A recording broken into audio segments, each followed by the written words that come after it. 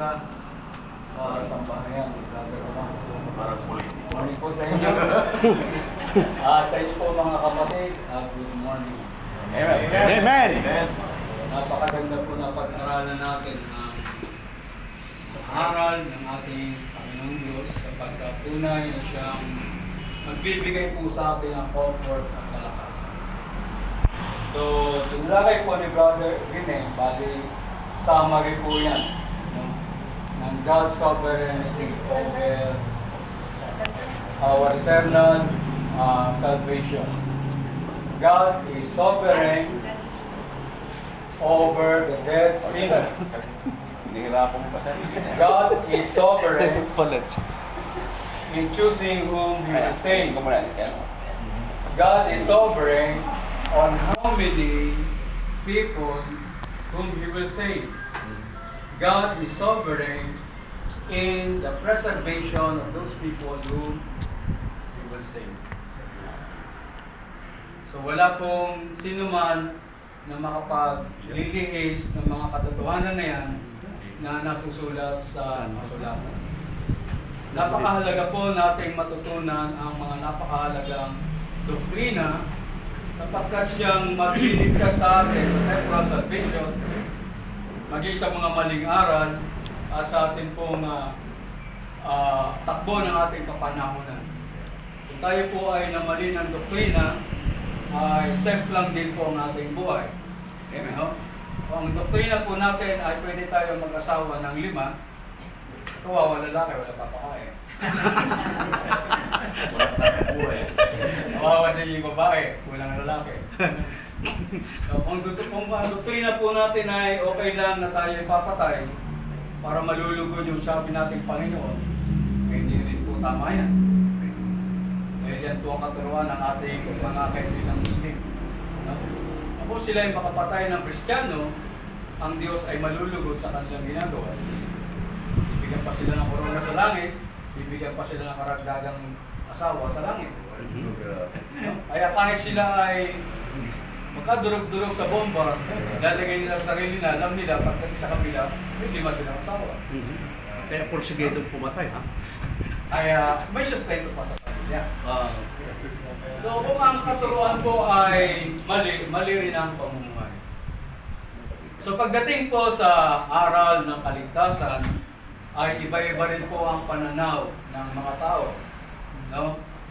Mayroon pong nagtuturo ng isang tao ay hindi maliligtas kung hindi niya mapapakinggan ang Ebanghelyo. Mayroon din pong nagtuturo kahit napakinggan niya ang Ebanghelyo, kung hindi siya tumanggap at nagsisi, hindi pa rin siya maliligtas. Meron naman nagtuturo na kung hindi ka mapapasok sa kanyang kaharian, hindi ka rin makapapasok sa kaharian ng Panginoon. Daming kaharian, ha? May nagtuturo na kung hindi ka mapapasok sa kanyang iglesia, hindi ka rin maliligtas. Kanya-kanya sarili iglesia. Dahil ang iglesia, ang iglesia na tinubos ni Kristo. At kung hindi ka kasapi sa iglesia, hindi ka kasama sa tinubos. At alin ang iglesia niya?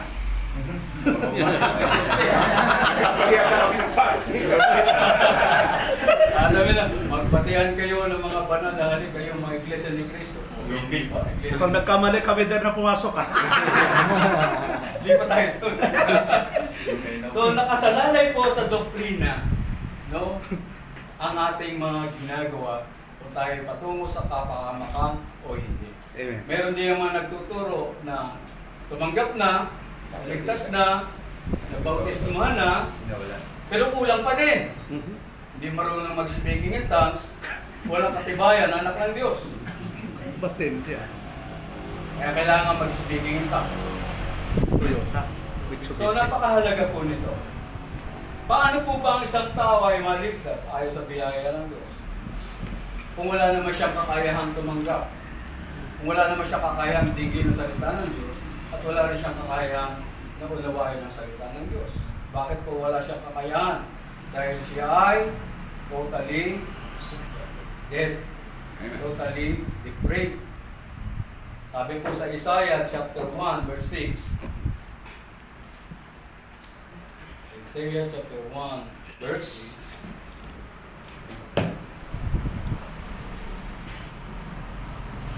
ang sabi ng Biblia.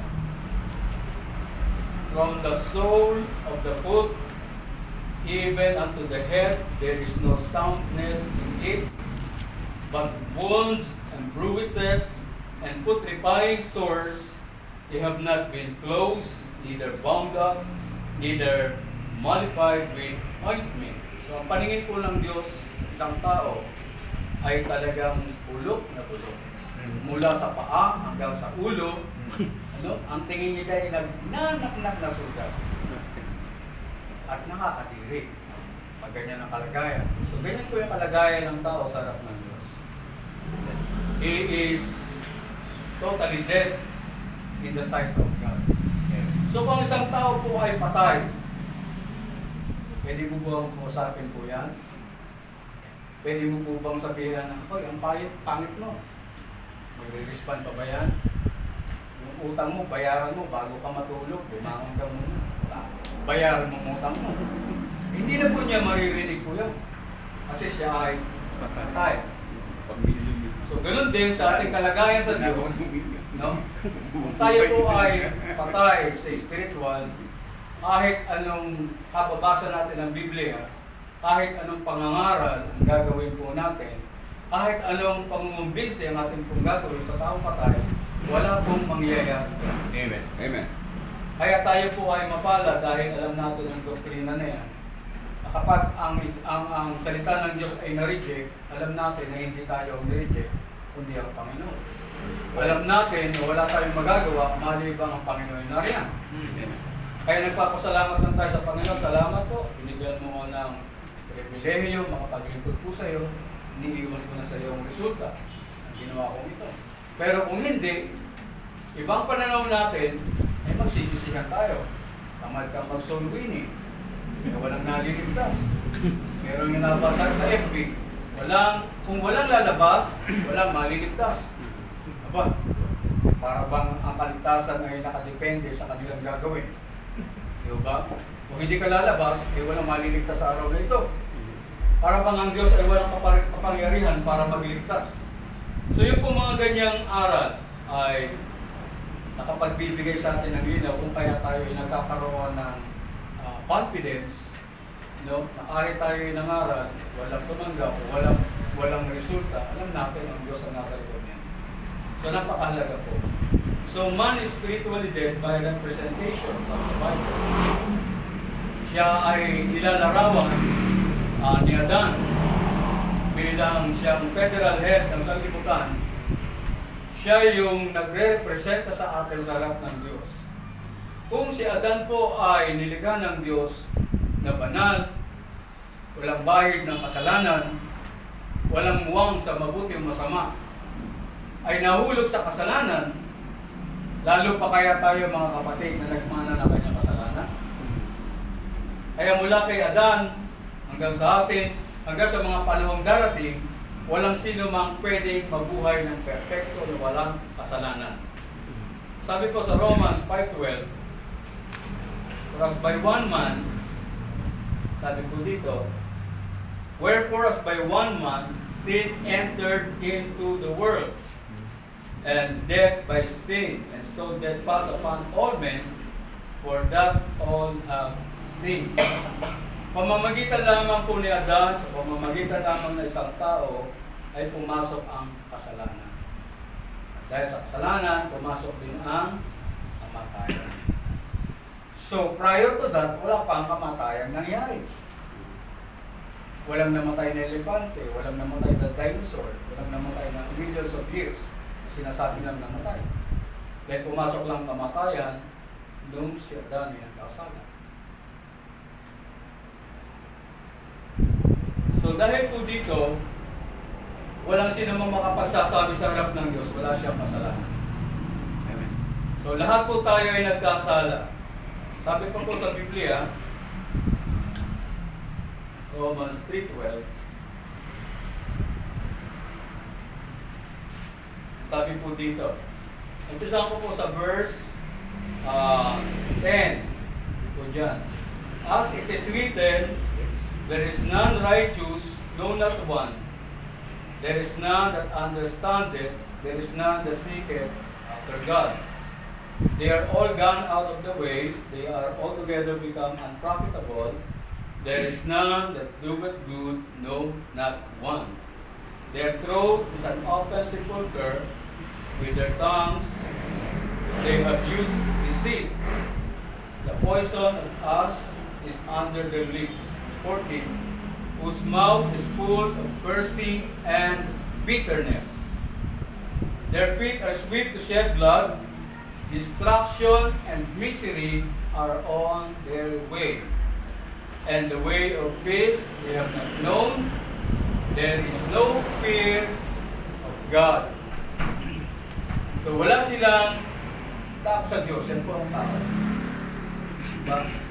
Kahit nga po sabihin natin ngayon, sabihin na natin, anak na ng Diyos yan, regenerated na yan. Pero hindi pa rin siya natatakot sa Diyos. Kung lumiban siya sa gawain pagsante, ganun-ganun na lang. Bali walang gawain ng Diyos. Ang inaasahan lamang ay yung ibibigay ng Diyos. At kung walang ibibigay ang Diyos sa kanya, hahanap siya sa kanyang ganyang sarili, kahit na may sakripisyo niyang gawain ng Diyos.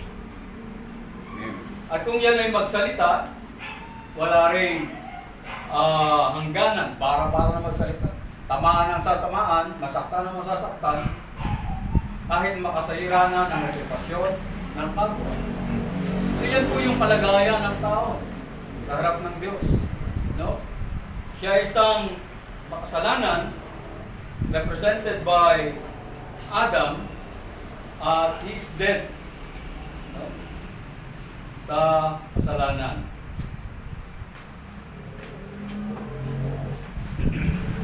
Another thing na mapansin po natin bilang tao, sabi po sa Genesis chapter 5 verse 3,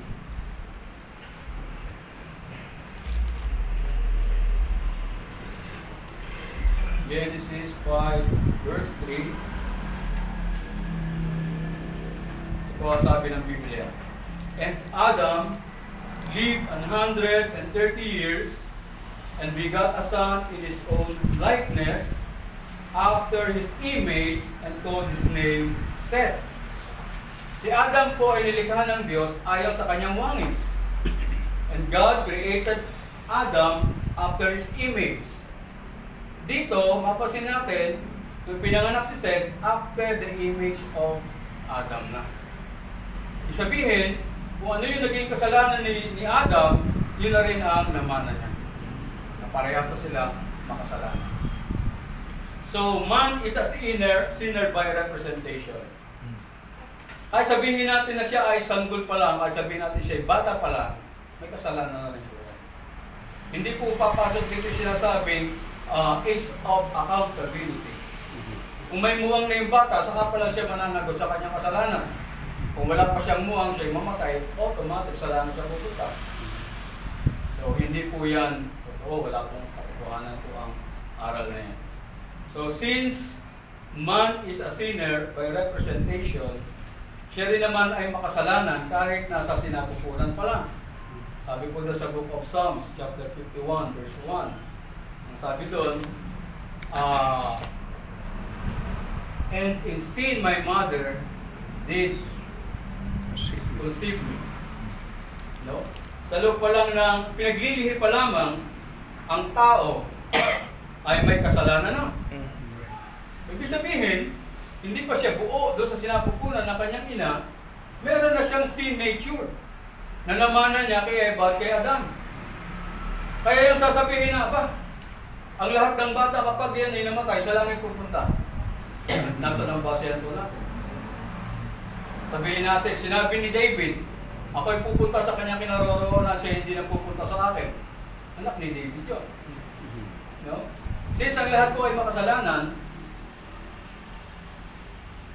hindi natin natitiyak kung lahat ng babying mamamatay. It is only by the grace of God. Not of works, kasi wala siyang magagawa. Ang Diyos ang magpapasya. Yan po yung kalalagayan ng tao. Pinaglilihi pa lang, kasalanan na. Sabi doon sa verse 1 pa rin,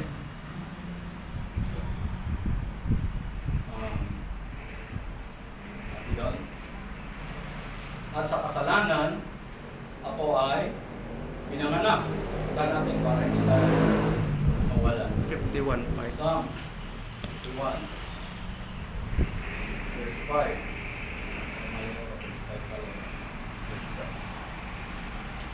Psalms 51, verse 5.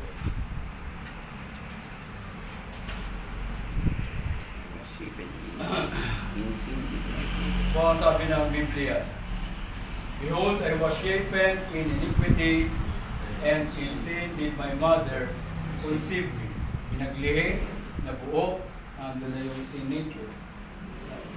Nung pinanganak kaya, nung siya'y naging bata na, no?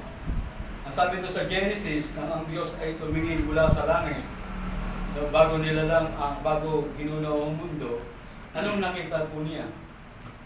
Sa Genesis chapter 8, verse 21. Genesis 8, verse 21. Bible says, and the Lord smelled sweet savor. And the Lord said in his heart, I will not again curse the ground anymore for man's sake, for the imagination of man's heart is evil from his youth. Neither will I again smite anymore every living thing as I have done. So kahit bata pa pala, nang tumingin ng Diyos mula sa langit, nakita niya, the imaginations of his heart are evil continually. Kaya nga sabi ng Biblia, ang kakulitan ay nasa bata, but the rod of correction ay may tatama siya. Kaya habang bata pa lang, hinuhubog po natin ang bata. Hindi sila natin tinuruang magmura, naririnig mo nagmumura. Hindi natin siya tinuruang magnakaw, pero nagnanakaw. Ako'y bata, pag ako'y kumatok sa tindahan, tao po. Ako, ang dami ko ng katotoo ko, wala pa yung titinda, kumukuha na ako. Kaya ako yung bayan. Diba? Sinagturo nun. Diba? Kasi sinasatisfy mo sarili mong medyo. Wala kang pakalam kung mali yung ginagawa mo, tama. Pero kung may magulang na nagtutuloy, hindi mo magagawa eh. Malalaman ng bata na hindi tama yun. So kahit sa pagbubuntis, kahit sa paglilihi, kahit sa kabataan, ang kasalanan ay nandun na sa puso ng tao. Kaya kung pagbabasayan natin na ililigtas ng Diyos ang mabuti, wala siyang makikita. Ay lang lahat ay makasalanan. Paano nung siya ay tumanda na? Baka sakaling natuto na, alam niya ang tama at mali, hindi na gumagawa ng kasalanan. Sabi ni Pablo, Romans 7:14, mayroon akong mga bagay na gusto kong gawin, hindi ko magawa. Mayroon akong mga bagay na ayaw kong gawin, yun ang aking nagagawa. Ibig sabihin, mayroong pwersa sa katauhan ni Pablo na lumalaban sa pwersa ng Espiritu. Kaya kung ano yung gusto niyang gagawin na makabubuti, hindi na niya nagagawa. Bakit? Tayo po ay nando sa kalalagayan makasalanan. We are all a fallen nature. Kaya kung kilala po natin ang ating sarili, kung atin munang husgahan ang ating sarili, kung ating makikita sarili natin sa harap ng Diyos parang sa salamin, hindi tayo matututo magsalita ng mga bagay-bagay labas sa ating kapwa. Kung sila may kahinaan din ako. Kung malala ang kanyang kahinaan, baka mas malala ako. Diba? Kung ibabase natin yung pagtrato natin sa ating kapwa ayon sa kanyang kabutihan, ay hindi natin yan masasabing 100% na yung ating ginagawa sa kanya ay nagiging pakinabang sa atin. Later on, malaman natin na tawag ko pala ay Durogo, sabi sa Ilocano, ng Peraya. Ang tawag ko pala ay Mangluloko. At kapag nalaman natin yung fact na yan, lalayo tayo sa kanya. Pag-uusapan natin siya. Bandang huli, iiwalay natin siya. Na para bang tayo wala kasalanan. Na para bang tayo ay malinis. Para bang tayo ay super tao. But the fact remains, lahat tayo makasalanan. Mula sa sinapupunan, hanggang sa pinanganak, hanggang sa naging bata, hanggang sa kanyang paglaki, siya ay makasalanan. Kahit pa yung kanyang buhay, sabihin natin na napakaganda, andun pa rin yung kasalanan. So, man is a sinner by representation, man is a sinner by nature. Pangtatlo, all men are sinners. So, lahat, elect man yan o hindi, lahat yan makasalanan. Sabi nga, lahat ng tao is reprobate. Pero by the grace of God, kanyang mga elect, pinili niya natanggal sa pagiging reprobate, iniiwan yung tunay na reprobate. Amen. Global, brother. May tunay, tsaka Para may tono na. may temporal salvation na hindi. Tira, may paage ka. Pero sa Romans chapter 3, Inamin din ha. Inamin mo rin, tira. Romans chapter 3 verse 9. Basahin po natin yan muna yan. Partial o total? Sabi niya, what then? Are we better than they? Papa? No, in no wise, for we have before proved both Jews and Gentiles that they are all under sin. As it is written, there is none righteous, no, not one. There is none that understandeth, there is none that seeketh after God. They are all gone out of the way, they are together become unprofitable. There is none that doeth good, no, not one. Their throat is like an open sepulchre. With their tongues they have used deceit. The poison of us is under their lips. Whose mouth is full of cursing and bitterness. Their feet are swift to shed blood. Destruction and miseries are on their way, and the way of peace they not know. There is no fear of God before their eyes. Amen. Lahat po ng tao. Pantay-pantay. No? Kahit yung Papa sa Roma,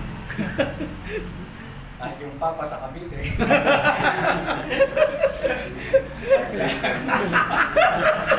Mayroon na pa ng papa sa Pilipinas. Lahat tayo ay makasalanan. John 1:10, sabi ng Biblia. John 1:10. 1 John 1:10 sabi ko. Sinasabi natin, if we say that we have not sinned, we make him a liar and his word is not in us. Sabihin natin na wala naman tayo nagawang kasalanan. Yung kapitbahay ko. Dalas ganyan yan eh. No? Tuturo ka ng Bible. Ang ituturo, kapitbahay.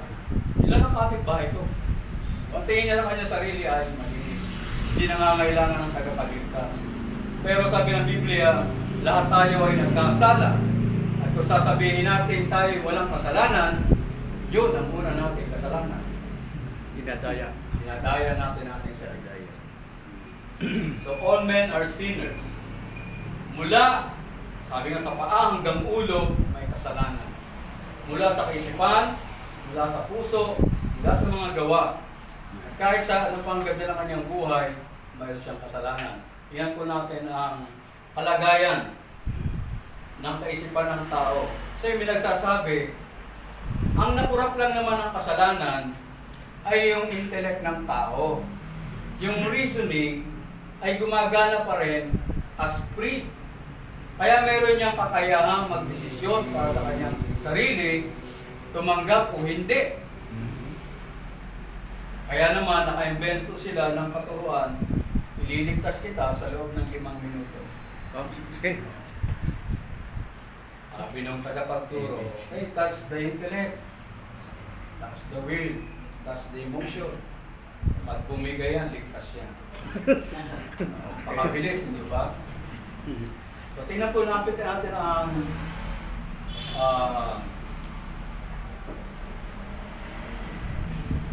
kung kondisyon ng puso ng tao. Jeremiah, yung chapter na yun? The heart of man is deceitful above all things and desperately wicked. Who can know it? Nakalimutan ko sulat yung 17:9. yan. Jeremiah 17:9. So yung puso po ng tao, sabi diyan, napakasama. Sabi sa aklat ng Matthew, out of the heart, diyan nagmumula yung kaisipan ng pagpatay, paggawa ng masama. Kaya sabi ng Panginoon, walang anumang bagay na pumapasok sa bibig ng tao na makasisira sa kanya, kundi yung lumalabas na. Out of the heart, out of the abundance of the heart, the man speaketh. Kung yung nilalaman ng kanyang puso, yun ang kanyang nilalabas. At madalas ang kanyang nilalabas, nakakasira ng tao. Di man niya pinatay personal, pinapatay niya ang tao. Sabi nga nila ay, character assassination. Pinapatay mo siya ng talikuran, pinapatay mo yung kanyang pagkatao, sinisira mo yung patay niya pagkatao. So the heart of man is deceitful. Ang kanyang mind, sabi sa Romans chapter 8, the carnal mind is enmity against God. It is not subject to the law of God, neither indeed can be. So ang kaisipan ng tao ay laging laban sa Diyos. Sabi ko sa Roma chapter 8 verse 6, for to be carnally minded is death, but to be spiritually minded is life and peace. But the carnal mind is enmity against God, for it is not subject to the law of God, neither indeed can be. So then they that are in the flesh cannot please God. So kung gagawin po natin ay mano-mano na paraan ng kaligtasan, ay walang sino man ang makasusumpong ng biyaya sa Diyos. Dahil sa kanyang kaisipan pa lang, hindi siya nagpapasakop sa mga bagay patungkol sa Diyos. Kaya madalas, so lapit pa lang tayo sa tao, may dala tayo yung Bible, umaalis na. Pero kung dala mo ay humus, hindi umaalis. Baka bagswak din. Pag sinabi nga si bibili, hindi mo na papabayarin. Mag-share muna po ako ng Bible. Hindi na alis. Kasi may humus sa bibili. Okay, yun. So, dahil sa carnality ng tao, sa kanyang kaisipan, wala sa kanya yung pagpapasakop sa Diyos. Maaaring pagbigyan ka, makikinig, pero ang isip niya ay lumilipad nando sa malayo. Sabi nga doon ay mentally, physically present, mentally absent. Physically in, mentally out. Ganyan po lang yan. Lalong-lalo na yung na-invite lang natin. Invite kita sa church. Ang iniisip ng Jollibee pagkatapos ng church. Hindi yung salita ng Diyos. Dahil ang kanyang kaisipan is corrupted by sin. Maging ang kanyang imahinasyon, sabi doon sa Genesis chapter 6, verse 5.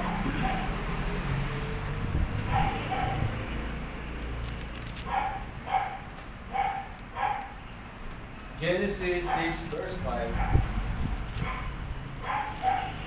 Po sabi ng Bible, and God saw that the wickedness of man was great in the earth, and that every imagination of the thoughts of his heart was only evil continually. So yung imagination, kanyang puso, ay laging marumi. No? Kaya yung mga kabataan, nilalayo natin sila sa mga gadgets dahil napakaraming paraan para nakapasok dyan na yung kanilang mga kaisipan at makura. Ang kabataan ay mapuso. Yung imahinasyon ay very active. Kaya madalas sila ay napapahamak sa maraming uri ng kapahamakan. At hindi may tatago ang kasamaan ng tao, maging ang nilalaman ng kanyang puso at isipan na hindi may tatago sa Diyos. Nadatisa ko ng Biblia, man is a walking dead. Nakikita mong buhay, pero sa tingin ng Diyos ay patay.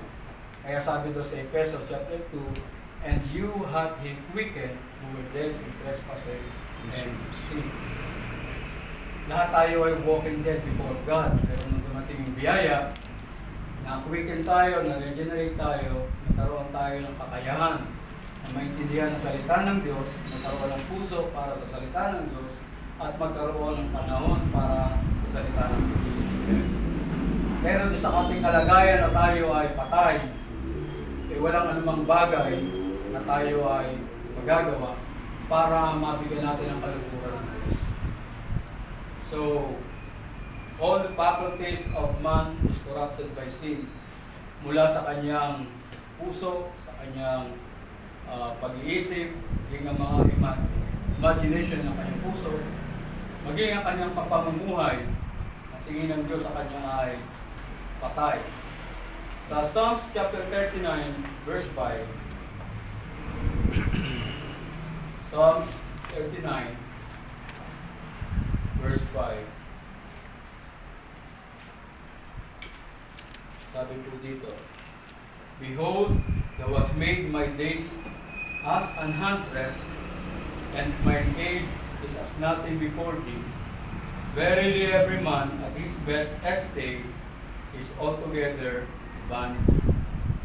Kahit anong ganda ng sinusuot natin, kahit anong ramihan ng buhay natin, kahit nasa atin ang lahat ng kayamanan, ang tingin ng Diyos sa atin, pantay-pantay pa rin, lahat kayo kasalanan. Dahil dyan, sa total depravity ng tao, mula sa pagkabata, hanggang sa pagtanda, maging sa kanyang mga buong pagkatao, siya ay bagsak sa standard ng Diyos. Paano kukumbinsihin natin siya na siya ay magsisi sa kanyang kasalanan?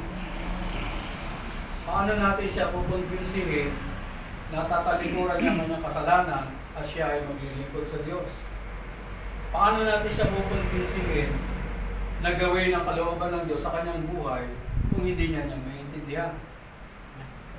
Diba? So, ang Christianity nahahati sa maraming factions dahil sa mga hindi pagkakaunawaan o dahil sa hindi naiintindihan ang salita ng Diyos. Dito kami, ang salvation namin nawawala. Dito ka sa amin. Ang salvation namin ay pag nabautismuhan ka, dito ka sa amin. So, nagkaroon ng grupo-grupo. Ang primitive, ito yung ating paniniwala. Ito lang kayo. Diba? Kadalasan, konti ang naniniwala sa ating doktrina. May nilatag sa atin ng Diyos. Pero doon ba sa ating pagiging konti, magiging dahilan ba yan para tayo ay tumalikod sa Diyos? Ay, doon ako sa marami. Diba? Doon ako sa masaya. May libre pa. Doon ako sa supportive na grupo. Diba? So, maraming tao ang nahihikayat na talikuran ang katotohanan dahil sa kaiba-ibang mga paniniwala. So, bakit ang isang taong patay ay walang kakayahan na sumampalataya? Bakit wala siyang kakayahan? Sabi ng Biblia sa John chapter 8 verse 47. John 8:47. O ang sabi ng Bible, verse 47, napakalinaw, he that is of God heareth God's words. Ye therefore hear them not, because ye are not of God. Kapag ang Ebanghelyo po ay naipaliwanag natin, at nag-iinit na yung tao na kausap natin, gusto tayong sapakin, wala na natin. Hindi yung sa Diyos. He that is of God heareth God's words. Ye therefore hear them not because ye are not of God. Kung hindi sila sa Diyos, kanino sila? Sabi ng Panginoon, ye are of your father the devil. Dahil ang sasamula pa lamang sa isinungaling at mamamatay tao.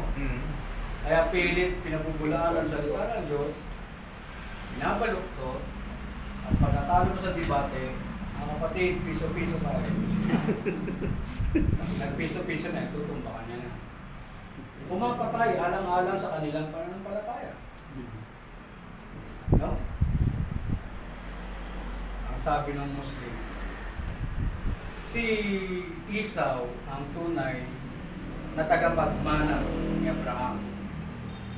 Dinaya lang siya ni Isaac. O si Esau ang tagapagmana at ang mga Muslim ay Islam ang relihiyon. Bilang tagapagmana, lahat ay magpapailalim sa kanya. Ano mga relihiyon niya? Ay Tudyo. Ang sino mang hindi magpapailalim, kung kinakailangan patayin, papatayin. Kaya ganyan naman ang ginagawa. So yun yung kanilang araw. So paano nilang maiintindihan ang katotohanan? Paano po nilang maiintindihan ang salita ng Diyos kung hindi naman talaga sila anak ng Diyos? Pero hindi naman natin titingnan yung tao, oh, anak ng Diyos yun, may tataksan mo. Hindi natin alam eh. So ating responsibility, share natin ang salita ng Diyos. Kung siya ay receptive, kung siya ay masayang tinatanggap yan, may pagkakataon na siya ay anak ng Diyos, nalihis lang ng landas. Kaya kinakailangan ilagay sa awa ng Diyos upang siya ay maturuan ng katotohanan. So katotohanan po kung bakit ang isang tao ay hindi sumasampalataya, hindi tumatanggap, hindi makaintindi, ay hindi naman talaga sa Diyos. Sa John chapter 10 verse 26, ay kinausap din ng Panginoon dito. Sabi niya, mula sa pagiging anak ng Diablo, sabi niya, verse 26,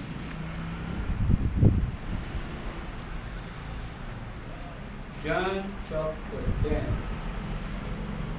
verse 26. Ito po sabi ng Bible, but ye believe not, because ye are not of my sheep, as I said unto you. So, hindi nyo napapakinggan ang aking mga salita. Napapakinggan pero hindi nagkakaroon ng internalization. Hanggang tayo na lang. Napapakinggan pero walang impact. Dito, hindi sumasampalataya o hindi naniniwala kasi hindi siya tupa ng Diyos. So, ang tupa lamang pala ng Diyos, siya yung mananampalataya. Siya yung magkakaroon ng responses sa mga salita ng Diyos. Malibang siya tupa ng Diyos, wala siyang magagawa sa kanyang sarili. Kaya sabi po dito, verse 27, my sheep hear my voice, and I know them, and they follow me. Amen. Bakit kayo iba yung sumusunod? There. Kambing. Mukha lang. Hindi natin masabi, no? Pero tuloy lang tayo. Hindi tayo dapat manghina. Sabi ng Panginoon, kung may 2, 3 nagtitiko sa aking pangalan, andun ako sa inyong kalagitnaan. Hindi naman tayo paramihan. Diba? May 50 ka dito, may 50 ka doon. 50,000, 50,000, mga 50,000.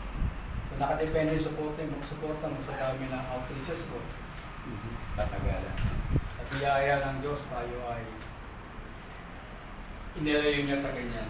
So ang mga tupa ng Diyos ay nakikinig sa kanyang salita. Ang tupa lamang niya ang handang makinig.